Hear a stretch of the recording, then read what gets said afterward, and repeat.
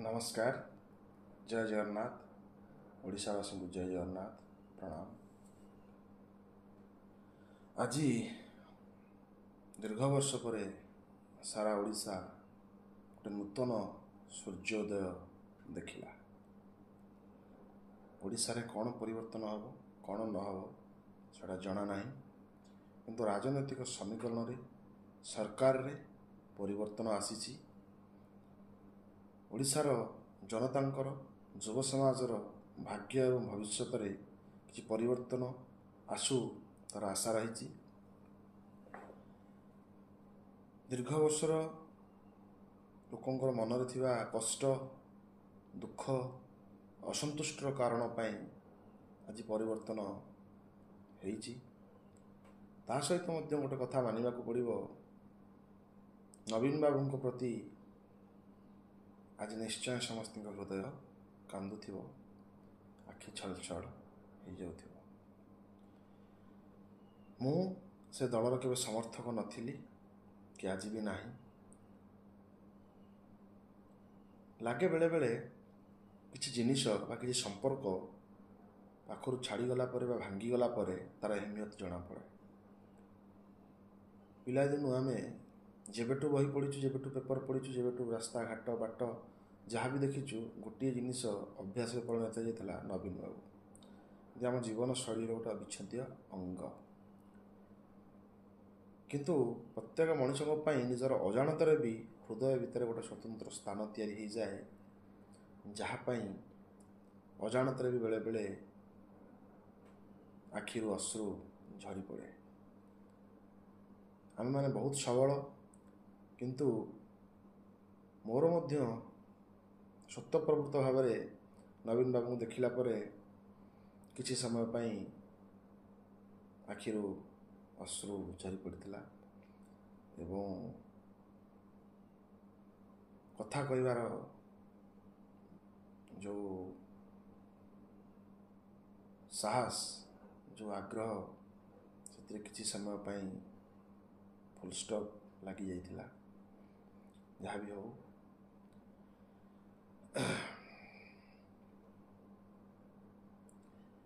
गोटे जिन सब मन रखा दरकार, सरकार जी भी हो नेता जी भी हूँ, जो कर्मी मान भितर जमती खेल सरीगला पड़िया बाहर गला समस्त भाई भाई संपर्क रहे, भल पाइबार संपर्क रहे, से राजनीतिक गोटे इवेंट भली भावतु। जो गाँव में, जो सहर में, जो जगार, जो बूथ भी, जो भाई भौणी, जो जनता मान जहाँ सहित भी मनमालिन्य झगड़ा होगा सबू आज परठू भूली जातु। मनरे आक्रोशमूलक भावना रखतुनि तुम सरकार थिला बेले तुम आमको मारिच, बाड़ीच, पिटिच, हैरान कर, आम भी तुमको सेया करूँ। तुम नेता पावर थिला बेले तुम या कर, आम भी सेया करूँ। ताले सी जहाँ थे आम से गले समस्त किसी निरा हूँ। ये देश रे सरकार सब रही, राज्य में रही, कौ नेता रही, कौ भोटर रही, कौ व्यक्ति रही। तेणु किंतु लोक तुमको से भल पाइबा दिंतु, से भावना दिंतु, से इच्छा शक्ति सब रहू। आज नवीन बाबू को देखिले देखी होनी फोटो कि वीडियो कष्ट लगुच, तथापि सब हृदय थिले रहिबे और एक नंबर स्थान रहिबे। दलर नेता मानकर जो गोटे भूल धारणा मन आसी जाइथिला जे एमिति समय आमर चली माटी को छुईदेले सुना हो, बीच बजार रे हत्या कले, बलात्कार कले, लुंठन कले, जगन्नाथ को आम इच्छा अनुसार चलैले, हिंदू धर्म को आम इच्छा अनुसार चलैले, जहाँ भी कले आम उपर फरक पड़े। यही जो भावनाटा आज यही परिस्थिति उपजिला। नचेत नवीन बाबू जीवन शेष निश्वास त्याग करिया पर्यंत मुख्यमंत्री रही था। आउ सबुठ गोटे बड़ भूल थिला पांड्यान बाबू जो पदक्षेप नेले। पांड्यान जोटी थिले, जेमिति थिले, तुम यदि प्रकृत में चाहूल नवीन बाबू मुख्यमंत्री हूँ, से सरकार रहू, तुम तुम कम भी खुशी रही थिला, से बुद्धि दे था, से गोटी चलन कर था, से तुम ना चली था, कि तुम फोटो कहीं देखी नथिले कि कहीं केबे देखी न था। किंतु तुम मन में धीरे धीरे धीरे धीरे लालसा जागृत है, तुम धीरे धीरे धीरे धीरे आगू आगू आसिल। केमी तुम भाई पार सबू लोक मैंने एत बोका, कहीं मुहर भयर कहले कि स्वार्थहान बोली कहले, किए ठाकुर छुई मिछ कहले, किए पादुक छुई मिछ कहले, किंतु मनरे समस्त को कष्ट लगी ये ओडिशार जन्म हबू, ओडिया जाति की तुम अपमान करुच, ओडिया पुओ झील को अपमान करुच, ओडिया नेता को अपमान करुच, तुम जो भी हो ओडिशार स्वाभिमान को बचाइवाई, ओडिशार समस्त को भल पाइबा दे सम्मान दे बहुत पावर अधिकारी हो से दुख ना, किंतु तुम सेगुड़ा कलनी, बहुत माँ भौणी निर्यातित हेले, बहुत लोक दादन गले, एगुड़ा लोक मन को बहुत कुठारघात कला। यदि नवीन बाबू पांडियान को न आणिकी न चली पारतु पछे व्हील चेयर जातु कि से बस रे शोक भी जातु, से सिगरेट लगे भी जातु, तांकर 2 जन बॉडीगार्ड सहित जाते तथापि आम मुख्यमंत्री आमको भल लगी था।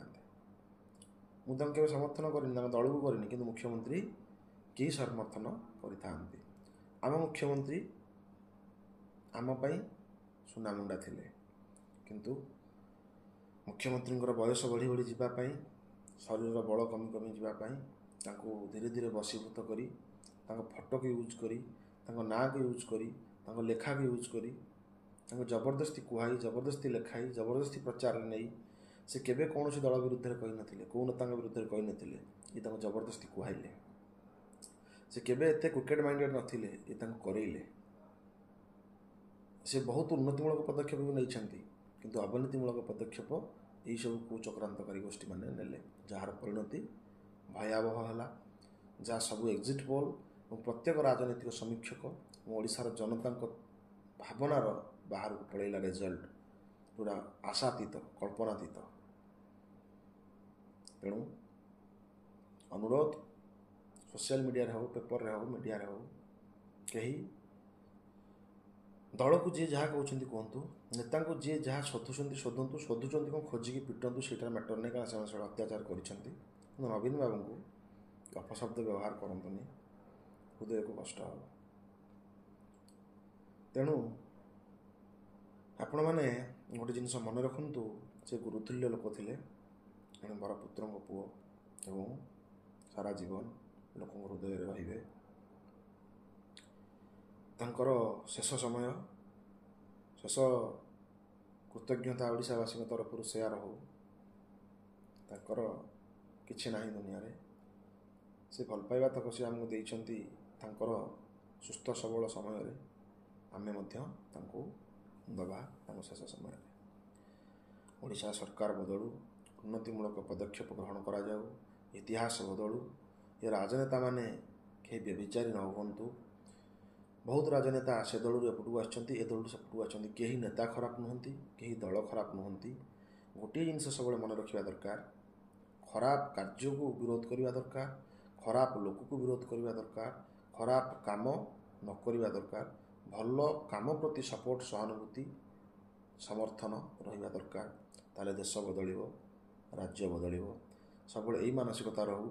आमको कौ सरकार विरुद्ध लड़ाक पड़ोनी, कौ नेता विरुद्ध लड़ाक पड़ोनी, लड़ार अच्छी समस्ते अन्याय विरुद्ध लड़वा, साहाय्य करिवार अच्छी, असहाय साहाय्य करवा, आवश्यक स्थले सहयोग जोगाई देवा। तेणु फिलिंग्स समस्त अच्छी, किए देखई दिए, किए देखई पारे, किए कही दिए, किए कही पारे, किए लिखि दिए, किए लिखि पारे, किंतु आज सारा ओडिशार जनता माने हतबाक हो जाइथिबे। बहुत लोक मन में खुशी लहरी थी, बहुत लोक मन में दुखर लहरी थी, किंतु कहीं क्या सम्मान करतुनि। गतकालीर कथा गतकाली ठारू इतिहास भावी भूली जातु, आजिर कथा को नुआ सकाळ भावी समस्ते समस्त को कोऑपरेट करी समस्ते समस्त उन्नति दिगरे काम करंतु। जी नेता है, जी मंत्री है, जी सरकार हम, से सारा ओडिशा पई, सारा ओडिशावासी से भावना रखंतुनि जे आम दल पई हेलो, आम दलीय लोकंकर हो, ये संकीर्ण चिंताधार ऊर्ध्व को जातु। अतीत जमाना रे एया थिला, आज भी यदि सेया रहिबो, यह बहुत कष्टदायक हम। तेणु आपण मानक अनुरोध, यही सब जिनिस ध्यान देवे। जदि मोर वार्ता आपण मान पाखे पहुँचे, मतामत देवे, ठीक लगे कि भूल लगिला, निश्चय मते आपण मानकर आशीर्वाद सहित जनइबे।